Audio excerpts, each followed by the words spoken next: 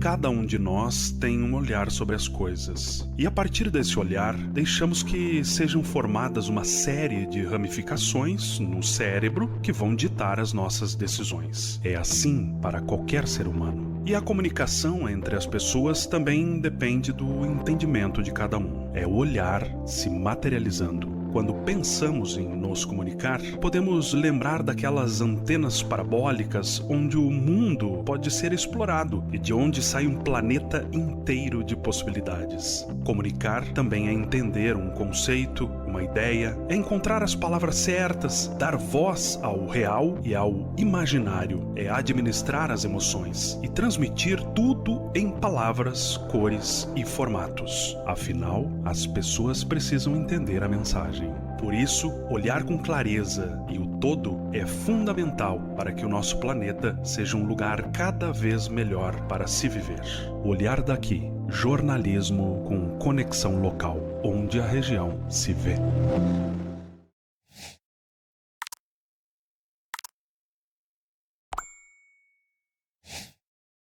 As pessoas se emocionavam a descrever os seus comportamentos, mas não tinham a menor ideia de que Jesus foi a mente mais complexa que pisou nessa terra.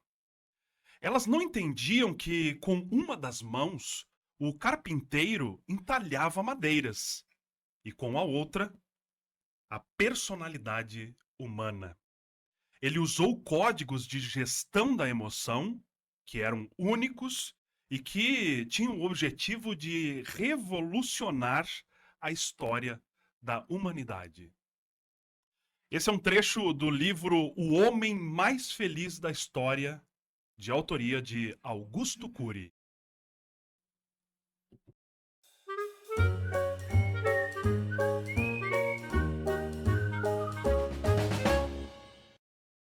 Estamos começando No Canto, esse espaço de bate-papo e também de informações que a J2R está colocando em prática e com distribuição do canal Olhar Daqui RS. Você já pode, inclusive, se inscrever, ativar o sininho no YouTube para ficar sempre sabendo quando estamos no ar.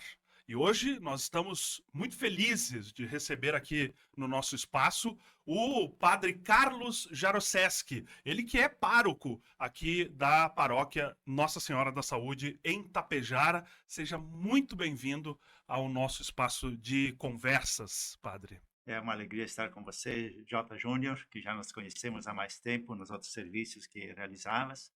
E hoje convidado aqui para esse momento também com vocês e com aqueles que depois também poderão escutar a nossa palavra. Você acabou de ler um texto do Augusto Cury sobre a personalidade de Jesus. É muito interessante e é um livro muito bom, não só este, como todos os escritos, palestras e informações que Augusto Cury tem desenvolvido para nos ajudar a viver melhor. Pois é, Augusto Cury chama atenção porque ele, em boa parte da sua vida, ele se considerava ateu, ou seja, ele não acreditava, principalmente na história de Jesus ou mesmo na existência de um Deus. E de repente ele começou a estudar e a perceber que sim, que há um Deus nos governando. Ele mesmo coloca no depoimento, depois que ele começou a estudar a personalidade de Jesus, é que mudou a vida dele, também em relação à fé e em relação à espiritualidade. E ele descobriu que, de fato, há necessidade do ser humano cultivar a espiritualidade, que sem ela não consegue viver e muito menos ser feliz. É verdade, sem dúvida nenhuma. Agora, padre Jaroszewski, que origem é? Jaroszewski é de origem polonesa, embora a minha família, tenha vindo para o Brasil há muitos anos atrás, né? Onde os meus avós se criaram naquela região do Rio da Prata, perto de Bento Gonçalves, Veranópolis, e depois foram morar em Casca, onde o pai se criou por lá, a mãe também se criou no município de Casca, e até hoje, no caso, a minha família de origem é do município de Vanini, que na época pertencia a Casca como distrito, mas é justamente de origem polonesa. E aí a pronúncia no polonês fica como? Na verdade, as coisas foram também se transformando, porque A origem, ao menos, do meu pai é Jaruzelski. Jaruzelski. Porém, depois, nos escrivões que foram mudando um pouco algumas letras, ficou Jaruzelski. E é assim Uhum. mesmo como se lê. Uhum. Jaruzelski, o único detalhe que não é QI, mas sim KI no final. O senhor está em Tapejara desde quando? Completaram 4 anos no dia de ontem É? que eu cheguei aqui, lá na festa da Gruta de Nossa Senhora de Lourdes, foi dada a posse para nós que assumimos esta paróquia. Como é que tem sido nesses 4 anos, padre? Na verdade, no início foi um pouquinho desafiador, em primeiro lugar, por não conhecer nem a cidade nem a paróquia. Em segundo lugar, um mês depois que nós estávamos aqui, entrou a pandemia, onde tivemos que nos isolar e também nos reinventar dentro da toda a nossa programação. Então, você imagina chegar num lugar que você não conhece, não sabe como é que era o ritmo de vida, e de repente tudo se transforma a partir de uma pandemia que o mundo todo enfrentou. Mas assim mesmo conseguimos fazer o nosso trabalho, conseguimos ir descobrindo caminhos, e assim estou muito feliz por estar aqui, de fato, muito feliz. Até porque eu coloquei um princípio na minha vida, que em cada lugar que eu for designado a trabalhar, eu fazer daquele lugar o meu lugar, a minha casa, o meu espaço. Uhum. Não mais viver do passado, porque lá era melhor ou era pior, porque lá era desse jeito ou daquele jeito. Não. O lugar onde agora fui designado, fazer deste lugar como se fosse já anterior e como se fosse o lugar único que estou vivendo. Então, isso me ajuda a me integrar com facilidade na vida comunitária. O senhor entrou no seminário em que época? Eu entrei no seminário em 1974, em Vila Flores, 50 anos que atrás. pertencia a Veranópolis, era distrito de Veranópolis, que hoje é município também. É. E como é que foi a decisão? O senhor já guardava isso no coração? Já queria ou foi uma decisão?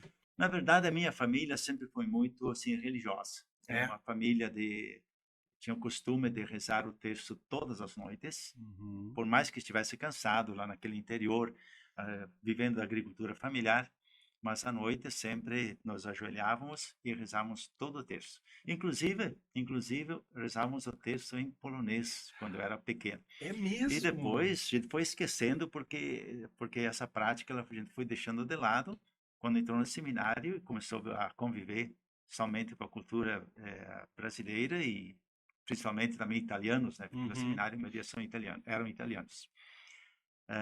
Então, com essa devoção e mais convite de alguns padres da região, embora morando lá no interior, fui fazer uma experiência no seminário e acabei ficando. Lá onde o pároco era o Monsenhor João Bevenu, que Uhum. hoje também está sendo, a arquidiocese toda está trabalhando para que o Vaticano reconheça a santidade dele, ele possa também ser invocado diante do testemunho de vida que ele foi, de oração, de devoção à Eucaristia, como também de, assim, capricho dele em rezar pelas vocações e convidar pessoas para o seminário. Uhum. Então, o senhor João Bevenu, que viveu 53 anos lá em São Domingos do Sul, faleceu, está inclusive sepultado lá e acontece a romaria todos os anos, no primeiro domingo de janeiro, porque ele faleceu no dia 4 de janeiro. Uhum. Então, pelo incentivo dele, mais um outro padre, tal de Padre Silvio Giotto, que atualmente ele está atuando lá em São Paulo,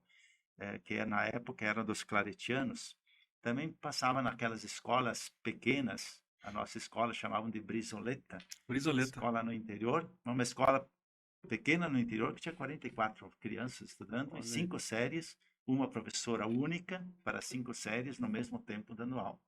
Mas a gente aprendeu lá a ler, a escrever, a praticar a matemática, a ciência, tudo que precisou no início da nossa alfabetização foi lá. Então, este padre, às vezes, chegava lá na escola e conversava conosco, fazia uma palestra, fazia brincadeiras, e foi nos convidando, e por aí a gente começou a ter um interesse. Só que depois, eu não entrei junto aos claretianos, nem aos diocesanos, mas sim com os capuchinhos. Então existem linhas, digamos assim, que o senhor pode escolher para seguir os seus estudos. Na vida da igreja, nós temos os padres e irmãos, né? Padres que são ligados diretamente ao bispo diocesano, Sim. chama-se padre secular diocesano, e temos os padres ou irmãos que eles entram dentro de uma congregação religiosa. A congregação religiosa é uma entidade que ela se organiza a partir de um fundador. No caso, eu conheço mais os capuchinhos, que são fundados pelo São Francisco de Assis Uhum. e seguem essa espiritualidade. E tem a sede aqui no Rio Grande do Sul, em Caxias do Sul. Sim. Então tem um governo próprio, porém, quando nós nos colocamos a serviço da igreja, nós também devemos obediência ao nosso arcebispo do local onde nós trabalhamos. Certo. Mas toda a formação, portanto, ela tem uma espiritualidade voltada para a partir daquela decisão. Exemplo, o padre diocesano, secular diocesano, segue mais a espiritualidade de São João Maria Vianney, que é o patrono dos párocos. Uhum. Os padres religiosos seguem um fundador, no caso, os capuchinhos, São Francisco de Assis. Uhum. E essa linha que o senhor seguiu até então, o senhor se sentiu melhor, o senhor conseguiu se encontrar melhor na linha. Olha, toda a minha formação foi por lá, e depois trabalhei depois da ordenação sacerdotal, mais 22 anos com os 22. capuchinhos.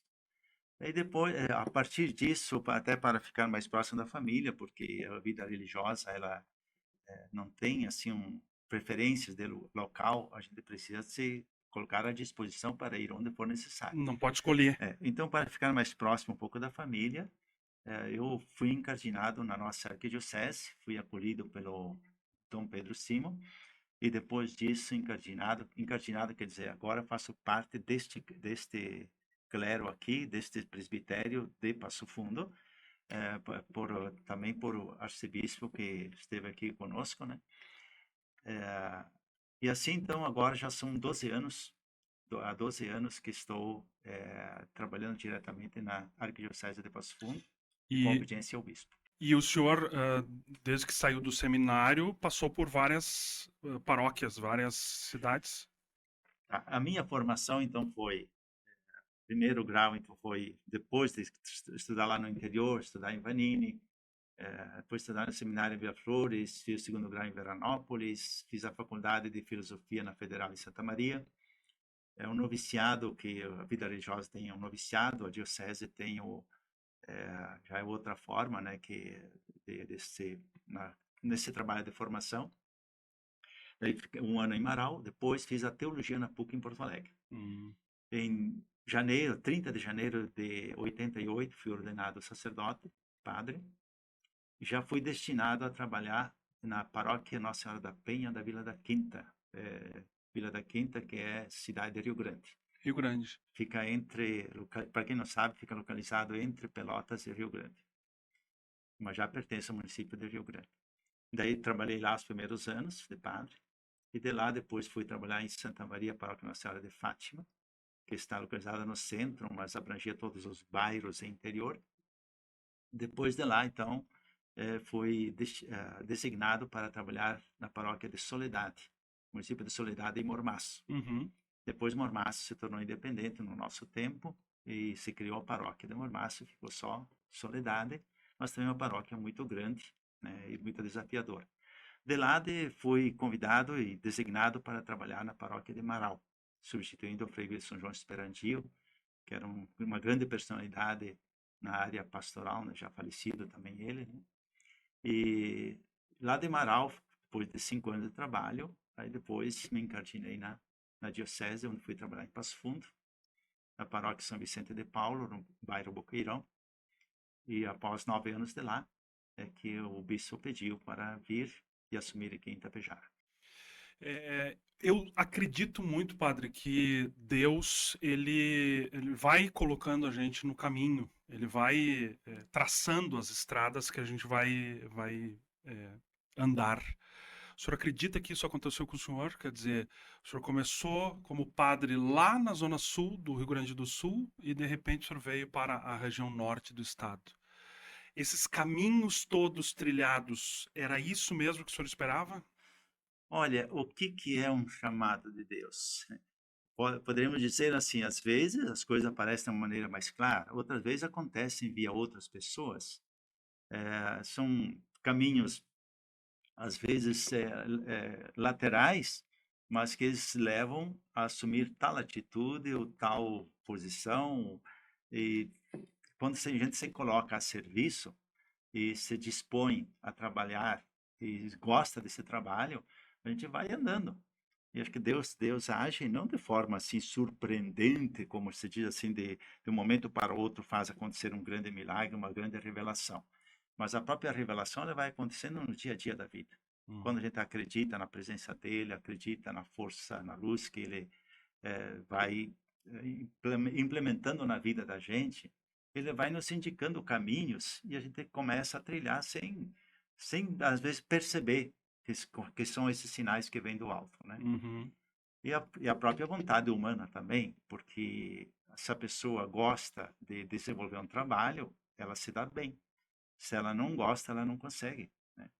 Então, até na vida profissional também não é diferente, né? Claro. Se a pessoa assume uma profissão e ela gosta, ela aposta nessa profissão, ela consegue desenvolver bem esse seu trabalho e Uhum. progredir. Se a pessoa não está trabalhando de má vontade, ela cansa e não consegue também levar adiante a sua proposta de vida. O que que o senhor já viu na sua história como padre que o senhor gostaria de não ver mais? Coisas, alguma coisa, algum problema, alguma coisa que o senhor viu, que o senhor diz, que pena que isso aconteceu. Olha, eu acho que são muitas coisas, né?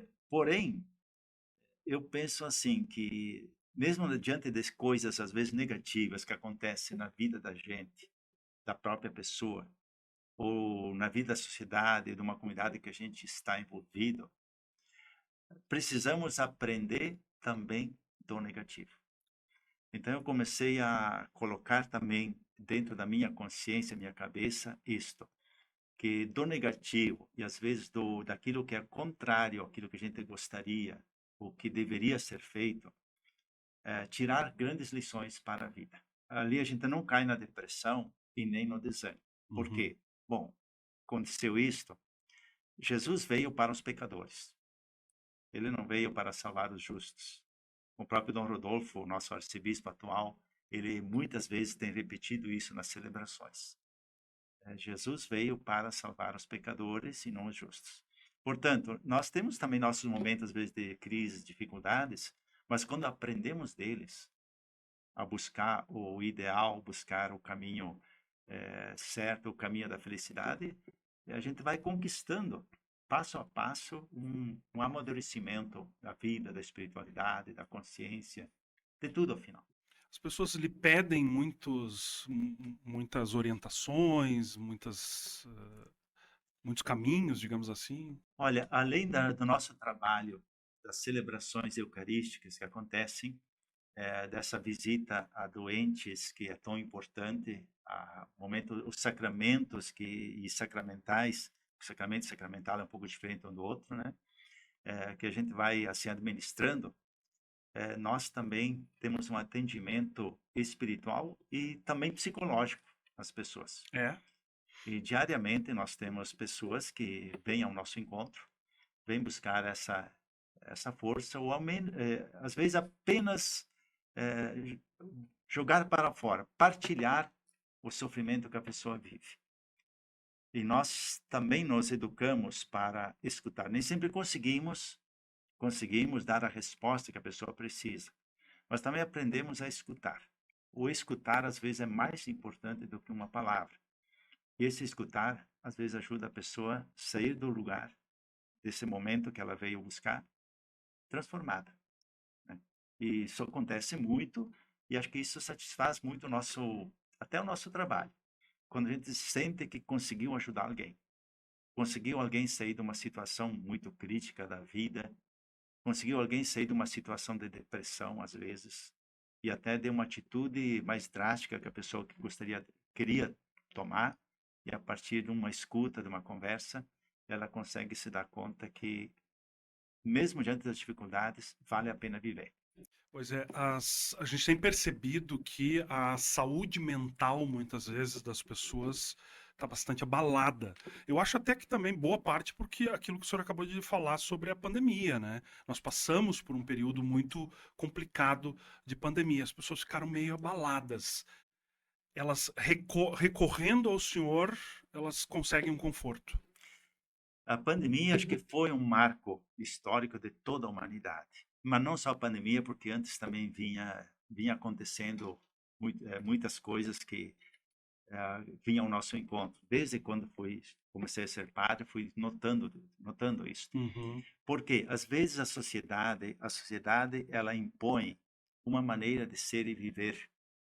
E a sociedade cobra de cada um de nós, e nós nos sentimos cobrados por ela e pela evolução dela, de sermos, como é que é, os primeiros, sermos os vencedores, uhum, sermos aqueles perfeitos, né? E nem sempre conseguimos isso. claro.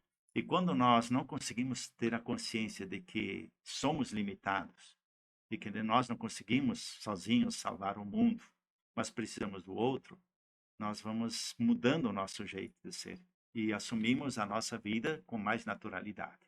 Quando se assume com mais naturalidade, se consegue fazer as coisas. Mas muitas vezes esse anseio por ter mais, esse anseio para que os outros, porque os outros, o que vão dizer de mim, isso vai levando a pessoa a se deprimir, se fechar, e ela se fechando, ela não consegue partilhar, e não partilhando, muitas vezes ela vive essa experiência ruim na sua vida. Ela não consegue crescer, não consegue andar Se sente, eu diria assim, amarrada. amarrado. Se sente amarrada. Ela parece que não consegue dar um passo nem para um lado nem para o outro, que está sendo vigiada. E Uhum. que não é assim. Não é assim. Cada um tem seus problemas, cada pessoa tem suas dificuldades, cada pessoa tem suas virtudes e seus grandes projetos de vida. Então, quando nós olhamos desta forma, eu também tenho que ter os meus projetos de vida, tenho meus defeitos, mas tenho que seguir este caminho, consegue não ficar preocupado com o que os outros dizem, mas estarei atento para fazer o melhor possível para que consiga ser feliz dentro da sociedade em que está. Até porque ninguém vive sozinho. Ninguém se É. salva sozinho, ninguém consegue ser feliz sozinho. Precisa do outro. A gente vive numa sociedade e é necessário também assumir isso, né? Agora, padre, as pessoas muitas vezes lhe procuram para uma orientação, para um pedido, para alguma coisa. E o senhor procura quem? Olha, nós, entre colegas, nós conversamos muito, muito, por isso é bom não estar sozinho numa paróquia, né? Um padre sozinho, às vezes, tem mais dificuldade, embora quando está sozinho também nos encontramos entre os padres, seja da área pastoral, seja entre os demais padres, entre os amigos. Uhum. Nos encontramos de uma maneira assim muito espontânea, às vezes até para comer uma carne, para conversar, para jogar um baralho que fosse, né? E também nós, às vezes, precisamos buscar um profissional que nos ajude, né? Ah, é? Às vezes sim, porque tem situações que nós precisamos contar com a ciência. Por exemplo, um profissional na área da psicologia ou parapsicologia, ele tem aprofundado temas existenciais que às vezes nós não estamos conseguindo resolver. Isso, às vezes precisamos também dessas pessoas que nos ajudem a viver melhor. Eu valorizo muito a ciência e profissionais que trabalham com a pessoa humana. E cada vez que até me encontro numa conversa, até espontânea, eu estou aprendendo deles. Pois é, a gente tem esse exemplo justamente da ciência durante a pandemia. Se não fosse a ciência, nós não, talvez nem estaríamos aqui conversando, né? Há muita gente assim que nega, às vezes critica, mas em quantas situações o mundo foi salvo por causa da ciência? Quantas pandemias no passado? O evangelho está cheio, cheio de pandemias, principalmente aquele tempo da lepra, que hoje se chama hanseníase. A hanseníase, é. Não tinha cura. Não. E aos poucos foi se descobrindo a cura. Quantas pessoas de paralisia infantil hoje ainda existem essas pessoas que ficaram com sequelas permanentes? Se descobriu a vacina. Quantas outras doenças se descobriu a vacina? É. Por que então não acreditar também na vacina contra o Covid? Né? Ah, porque como é que pode acontecer que num ano, 2 anos, eles conseguiram desenvolver a vacina? Só que a ciência progrediu muito. Hoje tudo é muito rápido, as informações são rápidas. Então, um vai informando o outro, vão se estudando e as coisas vão acontecendo. Então, eu acredito nisso. Pode ser que tenha uma consequência futuramente isto, ninguém pode negar, porque não se sabe, mas ao menos controlou e pararam as mortes dessa pandemia. É. Então, eu acredito muito na ciência. E a religião, ela precisa acreditar na ciência. A ciência ajuda a religião e a religião, a fé, também ajuda a ciência. E não é à toa, né, que a gente sempre fala que Deus é o médico dos médicos.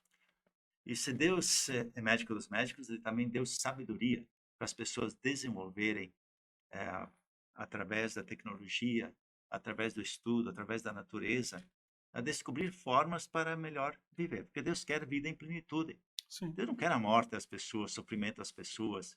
Deus não deseja uma pandemia para a humanidade. Mas Deus quer a vida, né? Quer a vida, quer a alegria das pessoas, quer as pessoas se sentirem bem neste mundo. O senhor acredita em milagres? Acredito sim, tem milagres que acontecem. Inclusive, agora que nós tivemos a festa de Nossa Senhora de Lourdes na Gruta, uma pessoa que estava bem envolvida no trabalho disse assim: Padre, eu nunca conto isso aqui porque eu sou uma pessoa que não consigo me abrir muito. Mas eu estava com câncer terminal. O médico me disse que eu tenho pouco tempo de vida. Vim buscar aqui através da oração e estou totalmente curado. Né? Olha Tô aí. totalmente curado. Quer dizer, por que aconteceu essa cura? Por causa da fé. Se nós olharmos na Bíblia, quantas pessoas foram ao encontro de Jesus? O que queres que eu faça? Eu quero ser curado. Tua fé te curou. A necessidade claro, da ação de Deus, Uhum. mas também da fé da pessoa. Se essa pessoa não quer aceitar aquilo que Deus pode realizar na vida, com certeza nada vai acontecer.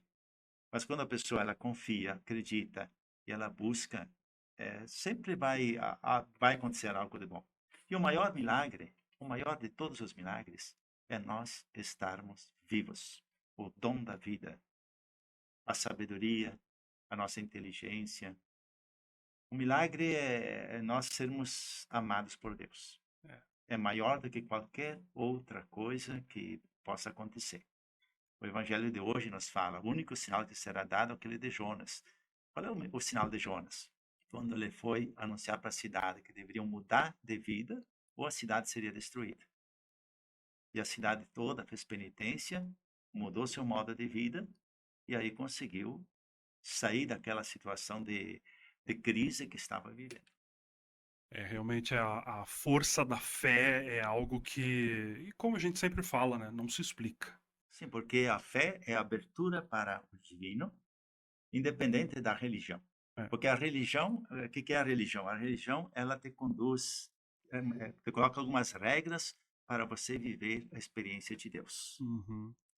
Por isso, religião é religar, é regras que levam a se ligar com o divino. Uhum. Agora, a espiritualidade, ela vai além de uma religião.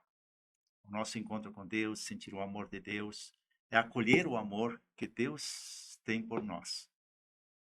Até nisso é muito interessante, porque dentro da nossa fé cristã católica, o centro de toda a pregação de Jesus e dos evangelhos é o amor. O amor. Amai-vos como eu vos amei. Quer dizer, onde existe o amor, Deus está presente. Por isso que nós também procuramos nos educar para amar e acolher todas as pessoas em qualquer condição que elas estejam. Padre, o senhor acredita que esteja havendo aí uma pouca, entre aspas, uma pouca procura de jovens pela, até para ir ao seminário, para estudar um pouco mais a teologia, ou enfim, a religião como um todo? O senhor acredita que há dificuldade hoje dos jovens estarem nesse meio? Sim, é uma realidade. É. É uma realidade, não é apenas o acreditar. Olha, é que as coisas também foram mudando. O mundo foi mudando, a família foi mudando, os conceitos de família foi mudando. Então, muita coisa hoje se transformou. No nosso tempo, se para nossa família tinha Os pais tinham 9 filhos, É. somos 8 vivos, né? E dentro desses, muitos de nós passamos pelo seminário. E outras famílias também eram assim. Hoje, a maioria das famílias tem 1 ou 2 filhos. E então, às vezes não se incentiva também para que estes filhos eles sigam este caminho. Uhum. Agora, uma coisa é certa: quem entra no seminário, quem segue este caminho, não fica sem emprego, viu? Ah, é? Não fica sem emprego. Tem trabalho à vontade, por onde queira trabalhar. É Quer nas verdade. missões, quer viajar o mundo, quer assim ir para outros lugares, viver outras experiências, quer trabalhar nas comunidades. Tem espaço para todos e sobra trabalho. Só que, claro, que como tem mudado esse conceito de mãe de família, conceito de, às vezes até a questão religiosa, hoje são menos pessoas que buscam. É. Mas tem muitos jovens ainda que estão buscando sim. E se por alguma razão não houver mais jovens, ou não houver mais pessoas querendo seguir esse caminho, A igreja sempre foi guiada pelo Espírito Santo e não pelas pessoas. Nós somos apenas instrumentos. Se um dia termina esse modo, essa estrutura, com certeza o Espírito Santo vai abrir caminhos para que novos jeitos sejam criados para continuar o trabalho. Não é por nada que o Papa Francisco insiste tanto para que a igreja se abra ao Espírito, se abra para as novidades, se abra para o novo, inclusive incluindo a questão do gênero, a presença da mulher, não só o homem que administra os sacramentos. Isso também, aos poucos, vai amadurecendo, porque a sociedade mais conservadora e tradicional ainda tem dificuldade de aceitar. Diz, porque Jesus foi homem. Sim, ele foi homem, mas ele nasceu de uma mulher que é Maria, que foi companheira de Jesus em todos os momentos da sua vida. Então, não tem como alguém dizer que só os homens podem administrar os sacramentos, né? Então, devagarinho, acho que as coisas vão amadurecendo até um dia a igreja abrir para novos horizontes, para novas formas de administrar aquilo que pertence à fé, à religião e ao evangelho. o senhor acredita que o Papa Francisco tem deixado mais aberta, digamos assim, o entendimento em relação à igreja? Eu lembro que, por exemplo, o João Paulo II já era, né, já mostrava, de certa forma, uma abertura, mas isso acabou demorando um pouco mais para acontecer justamente por essa questão de muitos setores, digamos assim, da sociedade segurarem um pouco essa abertura. Mas agora parece que o Papa Francisco quer que isso aconteça. É que a grande transformação e abertura aconteceu no Concílio Vaticano II, que começou com São João XXIII, em 1962, e foi concluído com Paulo VI em 1965. Uhum. Só que o Concílio Vaticano II e todas as normas que de lá surgiram, ela custou a entrar dentro da igreja e da sociedade. Algumas coisas foram logo mudadas, como, por exemplo, a missa em língua vernácula e não mais em latim. Uhum. E outras formas também de viver na vida religiosa, na vida sacerdotal, também foi mudado. Porém, muitas coisas ainda permaneceram somente no papel. E o Papa Francisco agora, ele está provocando para que aquilo que foi já decisão lá no Vaticano II, ele seja levado em consideração e seja concretizado. Então não é algo que ele agora da cabeça dele está promovendo, Uhum. mas ele está provocando para que aquilo que todos os bispos, padres e teólogos daquela época já conseguiram abrir, que ainda não aconteceu, que agora comece a acontecer. Uhum. Até o senhor falava nessa questão da mulher, né, da participação maior da mulher. Isso realmente chama atenção, né, pelo fato de que um papa conseguir falar isso de uma forma um pouco mais aberta. Talvez esse seja o caminho, então. Acredita-se que seja um caminho, Uhum. outro caminho também, homens casados assumindo o diaconato e a sociedade aceitar aceitar o diaconato das A pessoas, né? sociedade precisa ter essa... Precisa aceitar, porque às vezes não é o suficiente você dizer assim, oh, de agora em diante podem ser incluídos tais e tais pessoas no ministério, Sim. se depois a sociedade não aceita. Então é necessário todo um amadurecimento da fé. E tudo isso vai acontecendo de forma gradativa, não é de um dia para o outro. As consciências vão sendo amadurecidas dia a dia, até que um dia se convença que o Espírito Santo está soprando nessa direção e precisamos respeitar o que o Espírito Santo ilumina. O senhor acredita que o celibato ainda seja um assunto polêmico? É e não é também. Tem situações que sim, outras que não. Não dá para a gente aqui querer aprofundar muito esta questão, porque vale muito da opção da pessoa. Então, se a pessoa ela entra neste caminho, ela se compromete a viver desta forma. Porém, poderia ter a possibilidade de viver este celibato ou ser também exercer um ministério sem viver o celibato. Tudo isto não vai nada contra o Evangelho. Ele não agride a pregação de Jesus.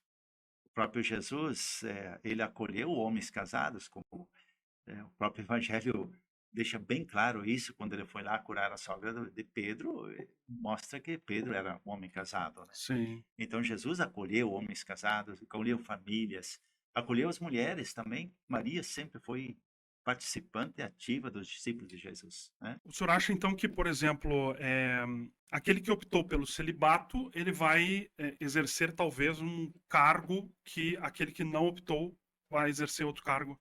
Ou outra função, podemos dizer? Olha, é um debate assim que acho que não vale a pena a gente levar adiante aqui, porque para que não haja também mal entendidos, né? Porque quando a gente às vezes fala e não aprofunda e não coloca os critérios bem claros, as pessoas podem interpretar de outras formas. Então, Sim. a igreja, a partir do ano 1100, ela determinou que quem quer seguir o caminho do ministério sacerdotal, ele não deve ser casado. Na igreja ocidental. Certo. Na igreja oriental, já não tem essa normativa. E quando surgiu essa normativa no ano de 1100, de lá para cá não mudou, porque naquela época tinha motivos para isso. E agora, então, também está se repensando tudo isso a nível de igreja para que não falte ministros que possam assumir o trabalho. Porque há realmente muitas pessoas querendo ainda, né, trabalhar em prol da igreja, né? Podemos ver pelo exemplo aqui da paróquia Tapejara, que envolve o município de Vila Langro, algumas comunidades de Santa Cecília, quantas e quantas lideranças assumindo com muita responsabilidade, com muito amor, com muito carinho o trabalho. Se olharmos as catequistas, quantos e quantas catequistas, homens e mulheres, assumindo um trabalho gratuito em favor da evangelização. Quantos ministros e ministras extraordinários da comunhão eucarística assumindo essa missão também de levar a comunhão para os doentes, acompanhar os doentes, se dedicaram. Quantas pessoas envolvidas nas nossas liturgias, nas coordenações das comunidades, como diretorias chamavam, né, mas é conselhos socioeconômicos que organizam. A festa de Lourdes que aconteceu aqui, foram mais de 100 pessoas envolvidas que se dedicaram gratuitamente, algumas mais, outras menos, mas todas assim assumindo com amor, com carinho, com alegria esse trabalho voluntário em favor do Evangelho, em favor da pessoa de Jesus Cristo, porque Ele conta conosco para que nós sejamos os continuadores do anúncio da boa nova que Ele fez. Agora, padre, eu acho que uma das grandes curiosidades que se tem em relação ao seu trabalho é sobre a sua rotina. Padre vai ao supermercado? Padre vai à padaria? Padre almoça, janta? Como é que é isso na sua vida? Uma vez falaram isso de umas irmãs e uma irmã disse assim: vocês acham que as irmãs vivem de vento? E o senhor vive de vento? O padre também não vive de vento. É um ser humano frágil como todas as pessoas.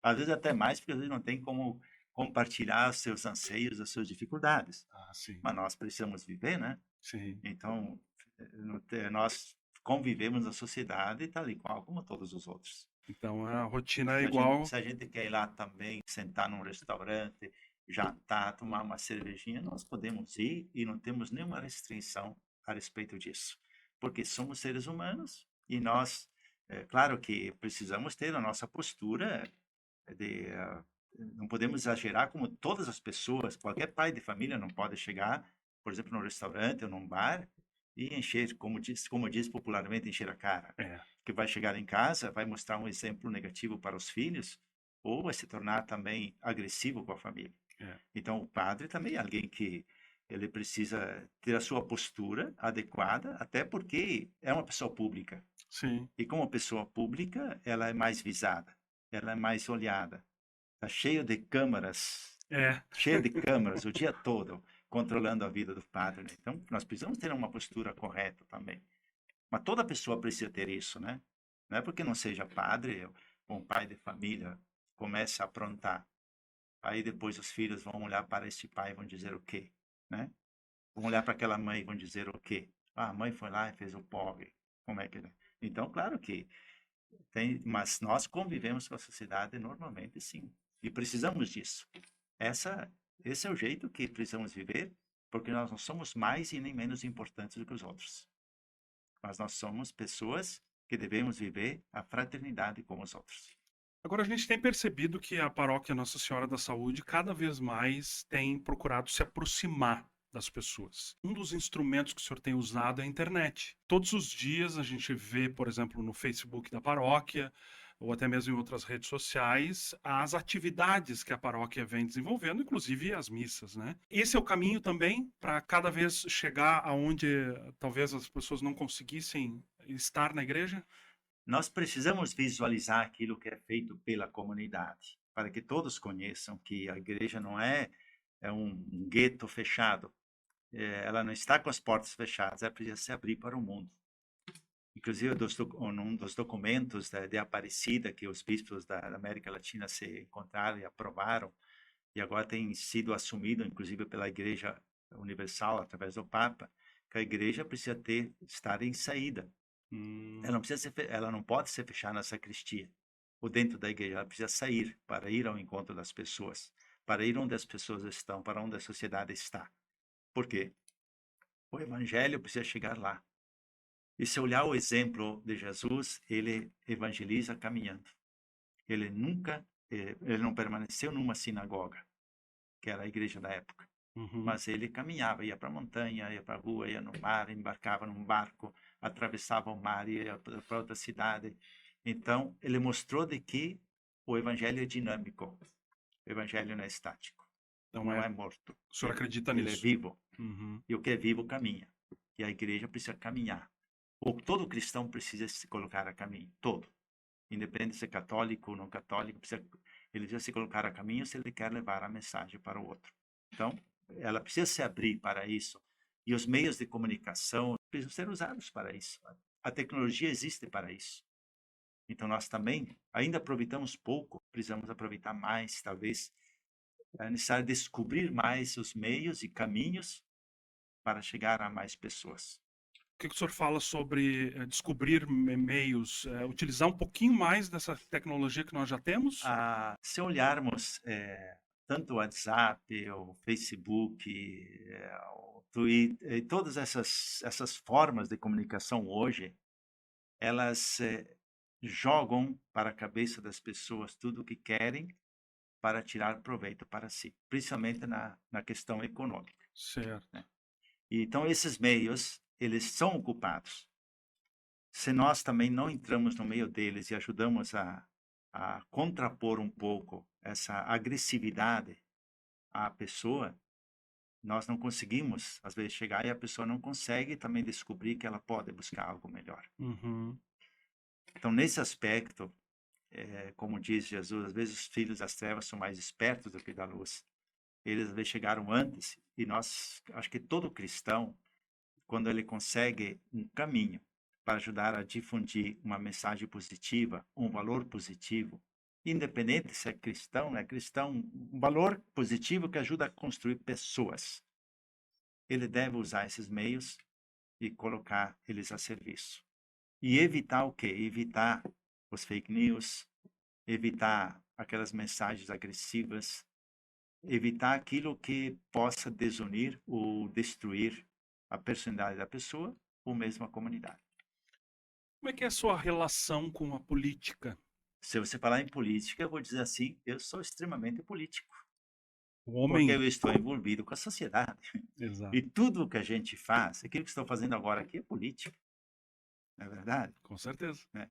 Agora, uma coisa é política, no verdadeiro sentido que é polis, quer dizer, estar envolvido na sociedade e no mundo, e exercer uma atividade dentro da sociedade, isso é política, né? E outra questão é uma política partidária, onde se assume uma filosofia de trabalho, uma filosofia de vida, e se procura impor à sociedade aquela filosofia de vida. Uhum. Então, em relação a essa parte secundária que é partidos, eu tenho obrigação de valorizar a todos, de respeitar, mas ao mesmo tempo também eu preciso discernir quais os caminhos que ajudam a construir melhor a pessoa humana, cuidando de todos, Uhum. e caminhos que às vezes privilegiam pequenos grupos e não olham o todo, né? Porque o Evangelho nos chama a atenção para que cuidemos de todas as pessoas como nossos irmãos e irmãs. Então, nesse aspecto, eu preciso, né? Só que eu não entro, não sou filiado, não entro no partido, não sou partidário de um lado, né?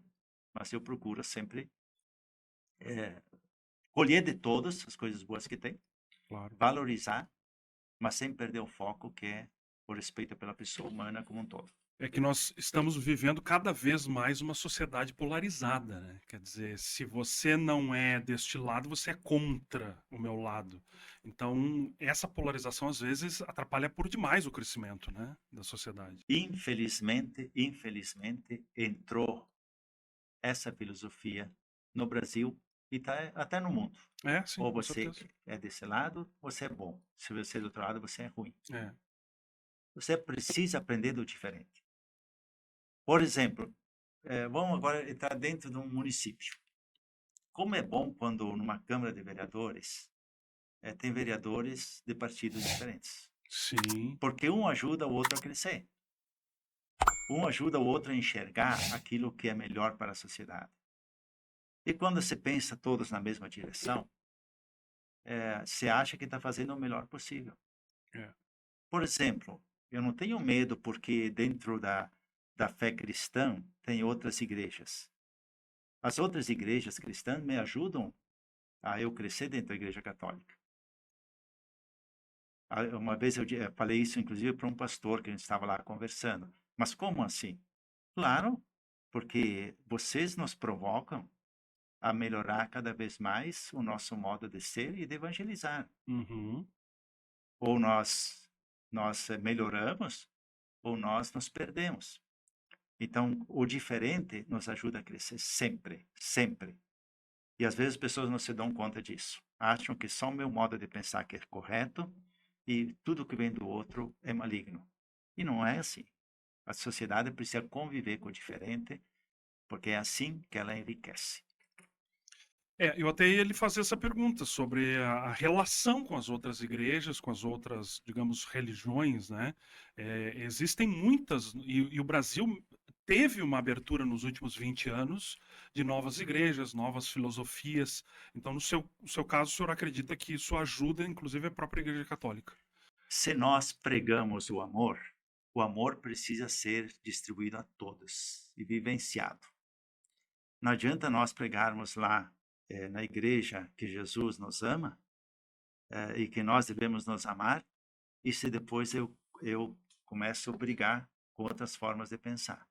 Não, eu preciso enxergar que outros jeitos de pensar, de viver a fé, elas também são jeitos de chegar a Deus. Uhum. E eu preciso saber respeitar isso e amar as pessoas, né? O centro, a essência é sempre o amor. Inclusive, às vezes a gente coloca, né? Qualquer religião que começa a pregar a divisão ou desprezar a outra religião, ela deixa de ser de Deus. Deixa de ser de Deus, não só de Cristo, de Deus. Porque a religião toda ela precisa trabalhar a fraternidade, o amor. A campanha da fraternidade esse ano, ela vem trabalhar um pouco nesse sentido. É? Fraternidade e amizade social. Uhum. Vós todos sois irmãos e irmãs.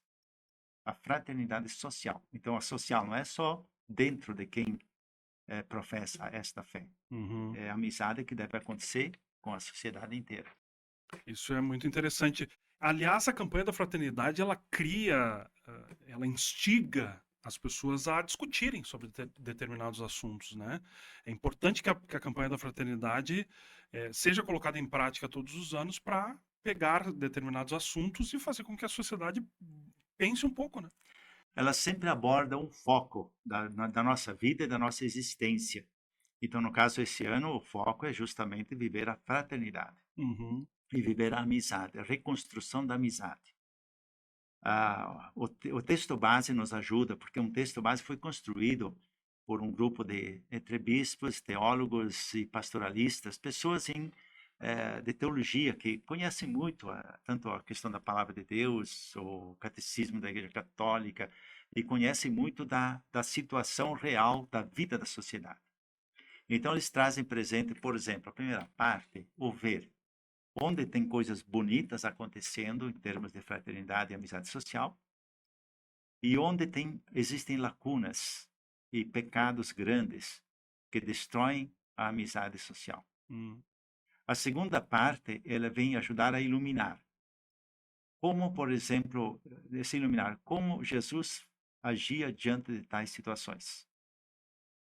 O que a teologia ela ilumina diante de tais situações. O que a psicologia e a ciência iluminam diante de tais situações. Então, é iluminar. Terceiro aspecto é o agir. Nós que estamos aqui, que conhecemos essa realidade, o que nós podemos fazer para que aconteça aqui o objetivo, que é criar amizade social. Então, por isso o texto, ele sempre ilumina. Nós precisamos aprender dos outros. Com certeza. Com certeza, isso é muito importante. Padre, nós estamos na época da Quaresma. O que que isso significa?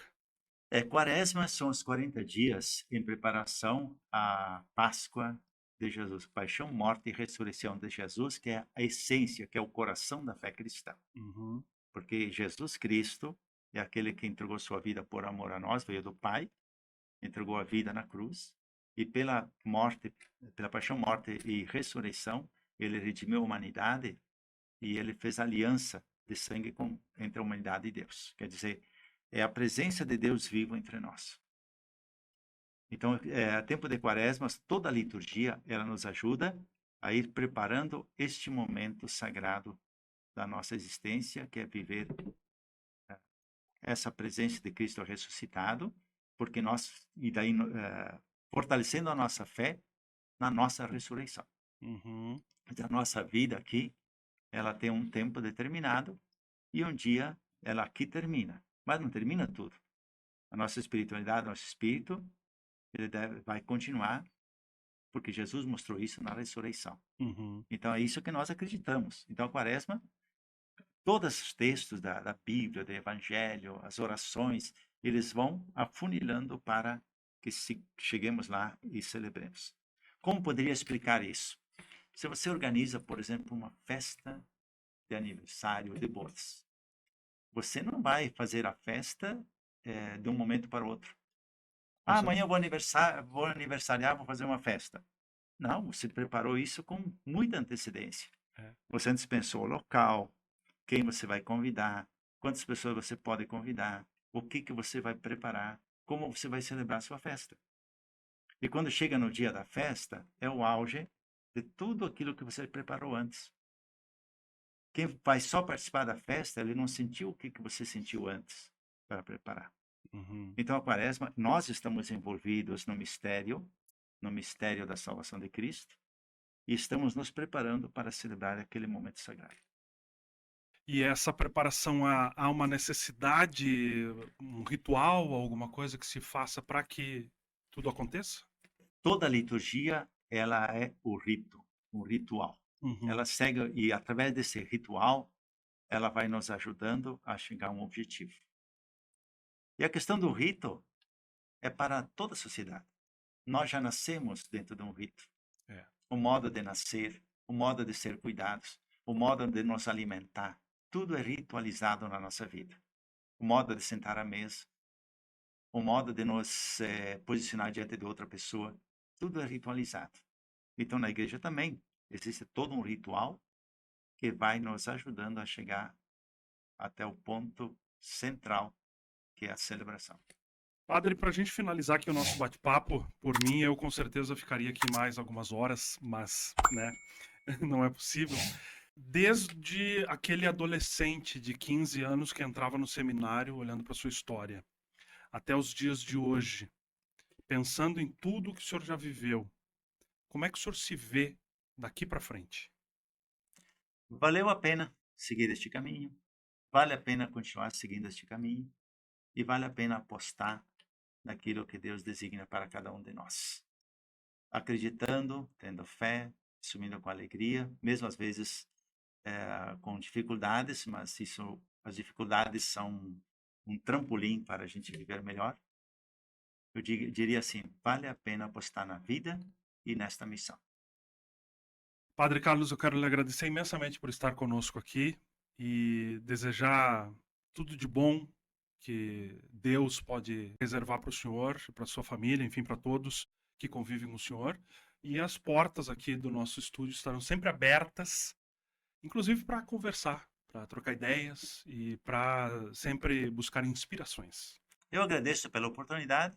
Espero que aquilo que a gente conversou aqui também ajude a nós, ajude as pessoas que também nos escutam e outras pessoas venham aqui partilhar também a sua experiência, a sua vida, para que nós possamos também escutá-las e delas aprender. Com certeza. E você pode continuar seguindo o nosso canal Olhar Daqui RS no YouTube e também nas redes sociais como um todo. E a gente se encontra no próximo episódio de No Canto.